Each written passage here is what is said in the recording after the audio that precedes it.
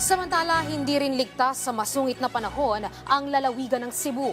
Ito ay dahil sa mga pag-ulan na dulot naman ng habagat. Ang mga otoridad patuloy na nakaalerto hindi lang sa pagbaha, kundi maging sa pagguho ng lupa. Si Nina Oliverio ng Sentro ng Balita.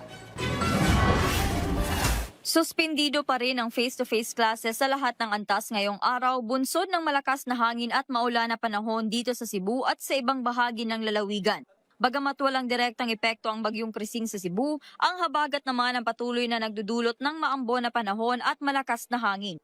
Ayon sa Pag-asa Visayas sa Mactan sa Lapu-Lapu City, aasahan ng mga Cebuano ang maulan na panahon hanggang bukas Sabado o madaling araw ng Linggo. Pero hindi dapat magpakampante dahil inaasahang lalakas ang hangin na moderate to strong hanggang weekend at posible silang mag-issue ng gale warning sa mga pantalan sa Visayas. Kaysa Mandawi at saka Cebu City, umabot ng 17 millimeters 85,000 barrels of rain per square kilometer ang equivalent noon. Dahil sa pagbaha noong Miyerkules, doble alerto ang LGU sakaling bumuhos muli ang ulan. Nagpulong na mga kawani ng Disaster Risk Reduction and Management Office, Bureau of Fire Protection at mga kinatawan ng mga departamento sa LGU upang i-assess ang sitwasyon at nang matukoy ang kailangang i-improve sa pagtugon sa panahon ng kalamidad. 49 na insidente ang naitala ng Disaster Office, kabilang na dito ang flooding, rescue operations at landslide. Wala namang casualty at wala ring naitalang health-related issues sa baha ang City Health Department. Today,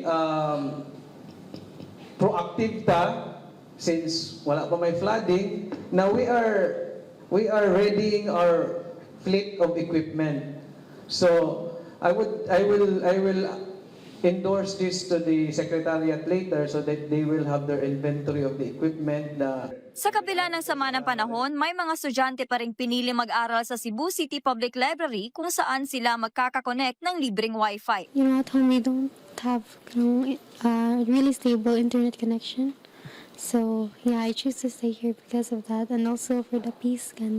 During the proclamation of the Mayor Archibald, na we have typhoon, but it will not affect the operation of the 24/7. Still, we are operating because there are so many students. The mere fact, there are still many students who will come here in Cebu City Public Library to have the review.